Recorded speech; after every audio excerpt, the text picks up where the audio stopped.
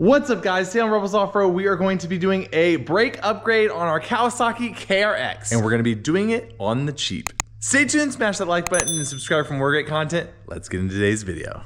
So if you've driven a KRX for any amount of time, you know that the brakes leave a lot to be desired. These are heavy machines and the brakes can feel spongy. They can be, not grab as good as you want them to. And so a brake upgrade makes a lot of sense. There are about two main brake upgrades available on the market right now. One is the Class 1 Motorsports one, and that is a phenomenal brake upgrade from what I understand. It is a little pricey and we don't have the money and the funds for that right now, so that one's out the window. And then there's another manufacturer, I'm not gonna say any names, that's charging about like $900 for their brake upgrade. And looking into it, there is not that much to it. So in today's video, we're gonna be showing you a third option. And this one is gonna be very budget minded and it is gonna increase the braking power pretty effectively, I think. So stay tuned.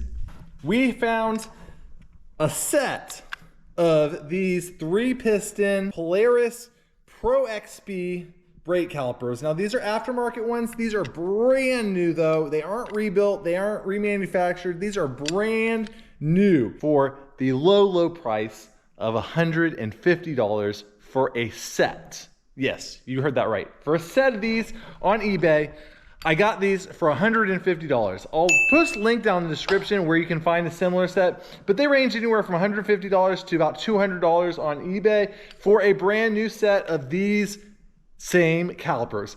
And they come loaded with pads and this bracket as well. The real reason why we're doing this is because we broke a caliper when we went up Airplane Hill. I'll probably post the link right here. We broke our our knuckle around the bearing boss.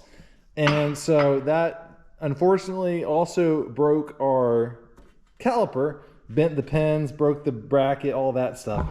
And so if you look online, a new KRX brake caliper is almost as expensive as a brand new set of these high performance brake calipers. That's kind of what this led to, is we're like, well, we might as well upgrade. Let's talk about the differences between the Polaris caliper and the OEM Cowie caliper. Now, this one versus this one, of course, the biggest difference between this one and this one is this one's broke. I mean, yeah. No, so this one has 2 pistons and this one has 3 pistons, and you can see the size. This one is literally the same size as this one plus an additional piston out farther, which distributes the force of the clamping across a greater portion of the rotor, which increases the braking power a lot. This is all theory and all that, but check out the size comparison of the OEM Cowie pad and these Polaris pads. I mean, that's almost a third bigger on this Polaris pad. So, and I also like the setup of this better. It attaches to the caliper and it doesn't drop off when you remove the calipers. So, bigger pads, bigger calipers, more distributed load across the rotor is all wins for braking. All right, so we talked about what the benefit is. Now you're probably thinking, Anthony, do these just bolt up? What do you gotta do to get these on there? So we're gonna talk about that right now. We got this little mock-up here. This is our bent rotor, unfortunately, but we got a knuckle and we got a stub shaft in here just to mock it up to show you what it's gonna look like when you bolt this on. So these OEM, there's the bracket would bolt right there. This is obviously a little broke. So what we went ahead and did is we took our brake caliper with the pads and everything loaded up, and we just went ahead and slid it on to the rotor. And you'll notice that there's a little gap here. Well, we can just put a washer in there to fill in that gap. But let's go ahead and see what we gotta do to get these holes lined up. So believe it or not, this OEM bracket bolt threads right in to the bracket on these calipers. Now, let's scoot you over here so you can see. But here's where the modification comes into play, because on the other side, it's very close, but it does not quite match up with the other side when you thread one in. So what we're going to be doing is we're going to be taking this bracket and filling in the hole with some weld and re-drilling and tapping a hole in the right location to match up with this hole here. It's really quite simple.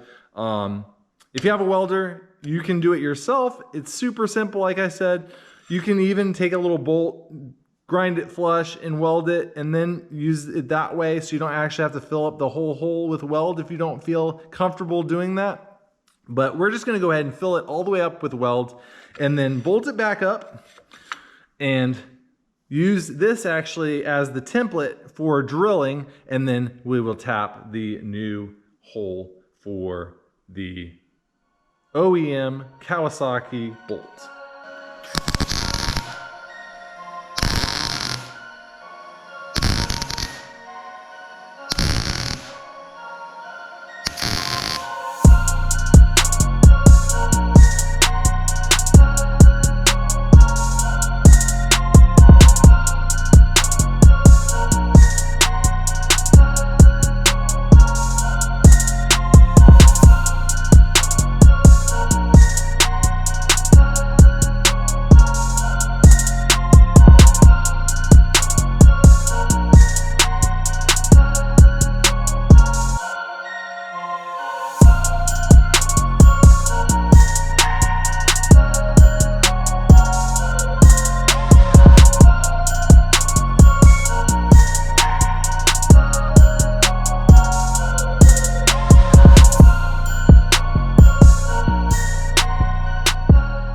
Now, the thread on this bolt is 10 millimeter by 1.25 thread pit. You can just go ahead and drill it and through this hole, or you can use a center punch, is what I have, and you stick that in there and you just hit it and it will mark the spot that you need to drill. See, a little divot. Tap. One other thing to note before you do mark it or drill it is you want to make sure that the pads are fully on the rotor. And I like to have them out at the end. Sorry, battery ran out, but got the bracket tapped. I also powder coated it this nice Cowie green, because why not? While we're in there, you can rattle can it once you cut it up. We also cut and cleaned up the edges here. Looks real nice. But you don't have to do that. You can leave them long. I just think this looks like cleaner and a lot better this way. But yeah, like I said, no need to powder coat it, no need to cut those ends off. It will work just the same way if you have them or if you don't. And check out that. So, gonna spread them apart like that. It's much easier actually to spread these apart than the Kawasaki brakes because they ride on this pin here.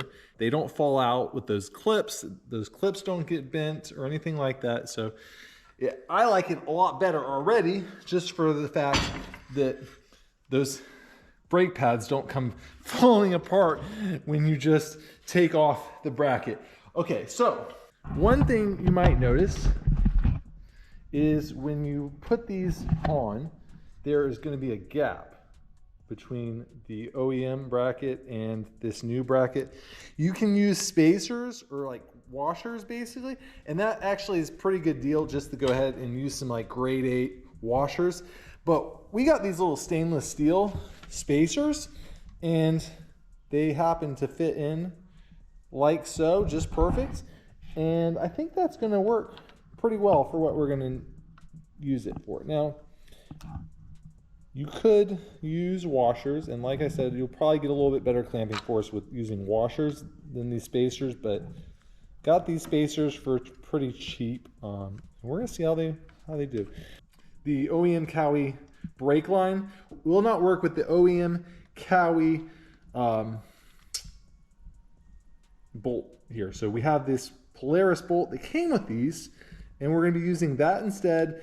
And also we're going to have to cut off the little tab on the brake line to get these to work as well. But with all the kits, there is a little bit of modification you have to do. Not that big a deal. I got this OEM brand new brake line here. Since we ripped up one side, we're going to go ahead and replace the other side as well. But you can see there's these little alignment tabs on it. And this one goes to the master cylinder side, and this one goes to the caliper side.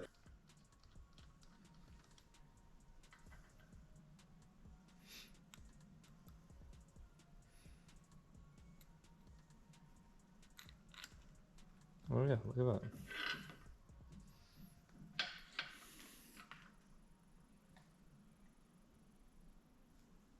All right, see how the alignment tab lines up right there? We're gonna just bend this inward a little bit. We don't want to do it too crazy much. There's a bolt right here that we want to get this bracket to align with. You also have this, there's a little set screw in there that allows you to remove the brake, the bracket there. So it's going to interfere with it a little bit, but as long as you know that you can go ahead and remove this bolt up here on the knuckle to access it, actually you might just be able to pull it out of the way. And I mean, that's all there is to it. Those calipers are basically modified, so you can install them now on your machine just how they are. You can do all of this on the machine. I just had it here for a demonstration on the table, but yeah, you can do this, the tapping, the drilling, everything on the machine if you want to. It just makes it a little bit easier to do on the table. Now, the last thing you're going to want to do is bleed the system after you get it, all the brakes installed, of course. You want to bleed the system very, very well. That is going to be key to all of these brake upgrades, are bleeding the system.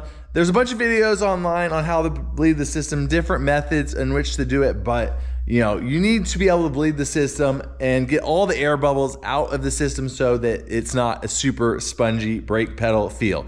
Now, with this upgrade, you're adding additional piston, which means additional fluid is needed to move those pistons. So it will actually make the pedal feel a little squishier.